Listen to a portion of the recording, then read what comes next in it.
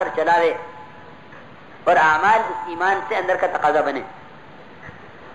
پہلا کام اس کے لیے یہ ہے کہ ہم اپنے یقینوں کو درست کرنے کے لیے دوسروں کو ایمان کی دعوت دیں گے. یہ ہمارا پہلا کام ہے. بلکہ حضرت فرماتے تھے مولانا اثر رحمۃ اللہ علیہ کہ اگر میں اس کام کا کوئی نام رکھتا تو تحریک ایمان اس کا نام رکھتا، کہ اپنے ایمان کو حرکت دینے کے لیے، اپنے ایمان کے اندر قوت پیدا کرنے کے لیے دوسروں کو ایمان کی دعوت. ایمان کی دعوت میں کیا ہے کہ ایمان کی دعوت میں اللہ کی قدرت کا، اللہ کی بڑائی کا، کہ اللہ کی قدرت کا تعارف کرانا ہے، اس کی بڑائی کو بیان کرنا ہے تاکہ اس کی قدرت کا یقین دل میں اترے اور اس کی بڑائی دل میں اتر کر اس کے غیر کی بڑائی دل سے نکلے. یہ مقصد ہے. تو سب سے پہلے اپنے آپ کو ایمان کی دعوت کا خود محتاج بناؤ کہ دعوت تو خود داعی کی اپنی ذات کے لیے ہے. یہ تو غلط فہمی پیدا ہو گئی مسلمانوں میں کہ دعوت غیروں کے لیے ہے. تو جماعت جاوے تو لوگ کہیں لو مسلمان، کہ لو بھائی مسلمانوں کو دعوت دینے آئے، کہ جاؤ غیروں کو دعوت دو. کہ ایمان کی دعوت ایمان والوں کے لیے، یا ایھا الذین آمنوا آمنوا، ایمان والو ایمان لاؤ. اور اسلام کی دعوت غیروں کے لیے، اسلموا تسلموا، اسلام لے آؤ محفوظ ہو جاؤ گے.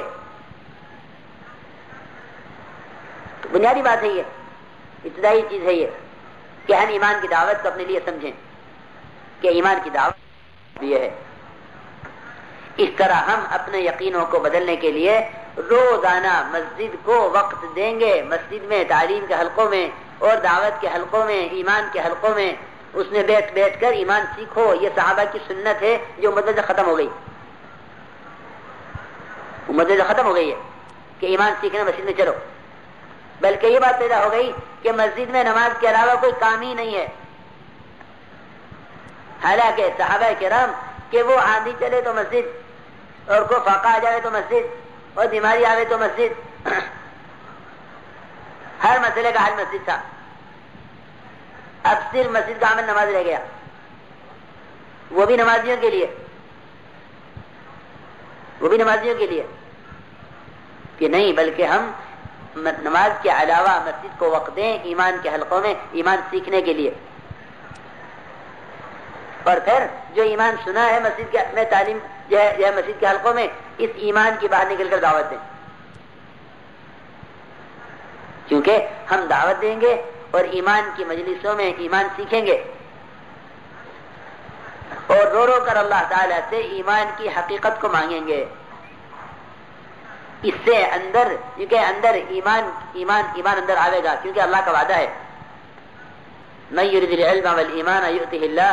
یوں آتا ہے روایت میں کہ جو علم اور ایمان چاہیں گے ہم انہیں ضرور دیں گے. اللہ تعالیٰ وعدہ کرتے ہیں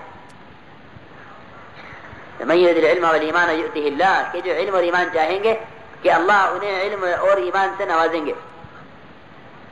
اس لیے میرے بزرگوں، دوستو، عزیزوں، پہلا کام یہ ہے کہ ہم ایمان کی دعوت کا اپنے آپ کو محتاج بنائیں کہ ہاں ہم ایمان کی دعوت دیں گے. کرنے والی ذات اللہ کی ہے. خوب اللہ کا تعارف کراؤ. سارے نبیوں کی مشترکہ محنت ہے اللہ کی ذات کا تعارف کرانا. ہر نبی اللہ کا تعارف کرانے کے لیے آیا ہے. ہر نبی، تمام انبیاء علیہ السلام کا مشترک کلمہ ہے لا الہ الا اللہ. اور یہی کلمہ جناب رسول اللہ صلی اللہ علیہ وسلم کو دیا گیا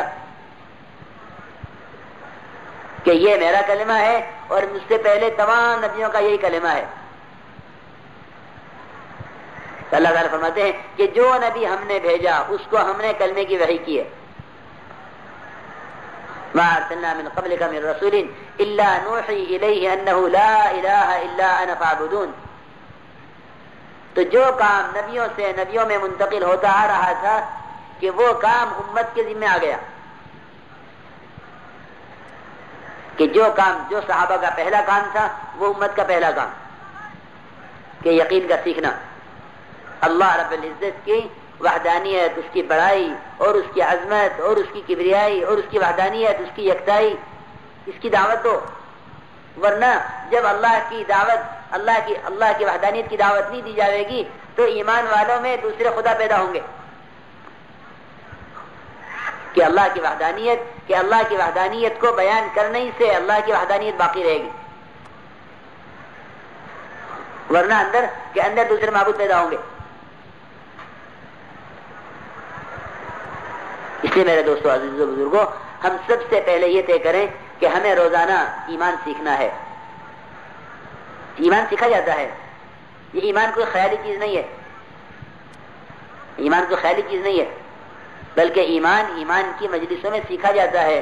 امت کے اندر اس بات کا یعنی رواج ڈالو، شعور پیدا کرو کہ ہاں ہمیں ایمان سیکھنا ہے.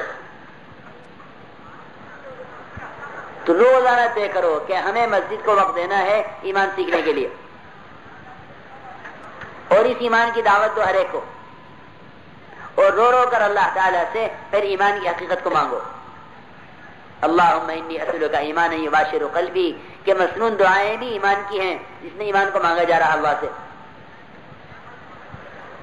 اور حکم ہے اس کا کہ ایمان ایسے لاؤ جیسے ایمان صحابہ کرام لائے ہیں. تو ایمان صحابہ تو نمونہ ہے، ایسے ایمان لاؤ جیسے ایمان صحابہ لائے. ہمیں بھی اس کا حکم ہے، قیامت تک انسانوں کو حکم ہے کہ ایمان لاؤ جیسے ایمان صحابہ کرام لائے. کہ وہ ایمان کیسے آئے گا؟ کہ وہ ایمان ان کے طریقے سے آئے گا. کہ جب یہ ایمان آئے گا تو پھر اطاعت اندر آئے گی، کہ پھر اندر اطاعت پیدا ہوگی. وہ اطاعت اللہ کو راضی کرے گی، اللہ کی رضا سے حالات ٹھیک ہوں گے. دنیا آخرت کی نجات اس میں ہے. تو ایمان، دعوت سے ایمان، اور ایمان سے اعمال، اعمال سے اللہ کی رضا، اللہ کی رضا سے کامیابی. ایسا نہیں ہے کہ محنت سے اسباب اور اسباب سے دین اور دین سے حالات کا ٹھیک ہونا، کہ نہیں اسباب سے دین نہیں چلتا، بلکہ دین سے اسباب چلتے ہیں. اسباب سے دین نہیں چلتا، یہ خیال غلط ہے کہ اسباب ہوں گے تو دین چلے گا. نہیں میرے دوستو، دین ہوں گے تو یہ اسباب چلیں گے تابع ہو کر، اور اگر دین نہ ہوا، اسباب ہوئے، تو اسباب کی پیٹھ پر دین نہیں چلے گا. کہ بغیر دین کے تو اسباب پر بے دینی چلے گی. اس لیے ہم سب سے پہلے یہ طے کریں کہ ہمیں ایمان سیکھنا ہے. ایمان کی دعوت سے، ایمان کی مجلسوں میں بیٹھ بیٹھ کر ایمان سیکھو، اور رو رو کر اللہ سے ایمان کی حقیقت کو مانگو. کہ جب یہ ایمان آئے گا تو پھر اطاعت آئے گی. کہ اطاعت کا سب سے بڑا مظہر نماز ہے. اطاعت کا سب سے بڑا مظہر نماز ہے. موسیٰ علیہ السلام کو اللہ تعالیٰ اپنے کلمے کے، اپنے تعارف کے بعد سب سے پہلا حکم نماز کے دے رہے. اننی انا اللہ لا الہ الا انا فاعبدنی واقم الصلاۃ لذکری. کہ موسیٰ نماز قائم کرو میری یاد کے لیے. کہ نماز اللہ کی یاد کے لیے دی گئی ہے. کہ نماز اللہ کی یاد کے لیے دی گئی ہے. کہ جو نماز کو قائم کرے گا، کہ یہ نماز اس میں اللہ کی یاد پیدا کرے گی. اور جو نماز کو ضائع کرے گا، کہ سب سے زیادہ اللہ سے دور کرنے والی چیز نماز کا چھوڑنا ہے. سب سے زیادہ اللہ سے دور کرنے والی چیز نماز کا چھوڑنا ہے. کیونکہ نماز کا چھوڑنا کہ یہ کفر تک پہنچا دیتا ہے. کفر تک پہنچنے کا سب سے زیادہ مختصر راستہ نماز کا چھوڑنا ہے. نماز کا چھوڑنا کہ یہ کفر سے ملا دیتا ہے. کیونکہ کفر اسلام کے درمیان جو باڑ ہے وہ صرف نماز ہے. جو آڑ ہے، جو دیوار ہے، وہ نماز ہے. کہ جب مسلمان نماز چھوڑ دے گا تو پھر اس کے کفر تک جانے میں کوئی رکاوٹ نہیں ہے. کہ یہ کفر کے راستے پر پڑ گیا. یہ مسلمان کفر کے راستے پر پڑ گیا. امت میں ارتداد آتا اسی راستے سے کہ جو نماز پر ہیں کہ وہ دین پر باقی رہیں گے، اور دین پر کہ اسلام پر تو کم سے کم رہیں گے. کیوں؟ حضرت عمر رضی اللہ عنہ کی آخری بات یہ تھی دنیا سے جاتے جاتے کہ اس شخص کا اسلام میں کوئی حصہ نہیں ہے جس کی زندگی میں نماز نہیں ہے. لوگ دھوکے میں ہیں. مسجد بنا دیں گے تو اسلام میں حصہ پڑ جائے گا، اور مدرسہ بنا دیں گے تو اسلام میں حصہ پڑ جائے گا، اور یتیموں میں اور جو ہے یتیموں کے لیے گھر بنا دیں گے تو اسلام میں حصہ پڑ جائے گا، اور غریبوں کو کمبل تقسیم کریں گے سردی میں تو اسلام میں حصہ پڑ جائے گا. اور دواخانے کھلوا دیں گے اور اسپتال بنوا دیں گے اور کنویں کھدوا دیں گے اور بجلی لگوا دیں گے. جی بہت بہت بڑا طبقہ ہے مسلمانوں کا جو نماز چھوڑ کر اپنے مال کو دین کے کاموں میں لگا کر اپنی ذمہ داری کو پورا کرنا سمجھ رہا ہے کہ میں نے یہ خیر کا کام کیا ہے. حالانکہ حقیقت یہ ہے کہ جس شخص کی زندگی میں نماز نہیں اس کا اسلام میں کوئی حصہ ہے ہی نہیں قطعاً. کیوں میرے بزرگوں دوستوں عزیزوں، اسلام کے اندر دوسرے خیر کے کام غیر مسلم بھی کر رہے ہیں، کرتے ہیں، کریں گے. حضور اکرم صلی اللہ علیہ وسلم کے زمانے سے کرتے آ رہے ہیں، حضور کے زمانے سے کرتے آ رہے ہیں غیر مسلم کے کام، مسلمانوں کی مدد. کیوں؟ اس لیے کہ مسلمانوں کی مدد ان کی دنیا میں کہ یہ تو ان کی حاجت ہے، اور حاجتیں تو سب میں برابر ہیں، مسلمانوں کے غیر مسلم ہو. بھوک اسے بھی لگے اسے بھی لگے، ننگا پن اس میں بھی ہے اس میں بھی ہے، بے گھر یہ بھی ہے وہ بھی ہے. لیکن کفر اور اسلام کے درمیان فرق کہ صرف نماز کا ہے. کیا مطلب ہے اس کا؟ اس کا مطلب یہ ہے کہ مسلمان سے بہت سے برے کام ہو سکتے ہیں لیکن مسلمان نماز نہیں چھوڑ سکتا. غیر مسلم بہت سے اچھے کام کر لے گا لیکن غیر مسلم نماز نہیں پڑھے گا. بہت اچھے کام کر لے گا، غریبوں کا کام بھی آئے گا، جھوٹ بھی نہیں بولے گا، کسی کو دھوکہ بھی نہیں دے گا. بہت سے غیر مسلم کسی کو دھوکہ نہیں دیتے تجارت میں،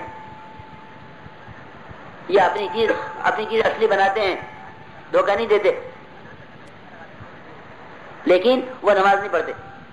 اور مسلمان کہ یہ بہت سے برے کام کر لے گا، انسان ہے، بشر ہے، کہ اس کی نفسانیت اور اس کی حیوانیت اس سے گناہ کروا دے گی، لیکن مسلمان سے یہ ممکن نہیں ہے کہ مسلمان نماز چھوڑ دے، جس طرح کافر سے اس کی امید نہیں ہے کہ وہ نماز پڑھے. تو کفر اسلام کے درمیان فرق ہے نماز کا. اس نماز کو اپنے اندر اتارنے کے لیے سب سے پہلا کام یہ ہے کہ ہم دوسروں کو نماز کی دعوت دیں. میں سچی عرض کرتا ہوں، اگر بے نمازی نماز کی دعوت پر آ جائیں تو یہ نماز پر ہمیشہ کے لیے قائم ہو جائیں گے. لیکن مشکل یہ ہے کہ وہ اپنے آپ کو اس وقت تک نماز کی دعوت دینے کا اہل نہیں سمجھتے جب تک خود نماز نہ پڑھیں. اور ہم یہ کہہ رہے ہیں کہ جب تک وہ نماز کی دعوت دے گا نہیں اس وقت تک نماز پر آئے گا نہیں. دعوت کا خاصہ یہ ہے، لوگ سمجھتے ہیں کہ یہ کام دوسروں کی اصلاح کے لیے ہو رہا ہے، کہ دھوکے میں وہ جو اس کام کو دوسروں کی اصلاح کے لیے سمجھے وہ اس کام کو نہیں سمجھا. جو اس کام کو دوسروں کی اصلاح کے لیے سمجھے وہ اس کام کو نہیں سمجھا.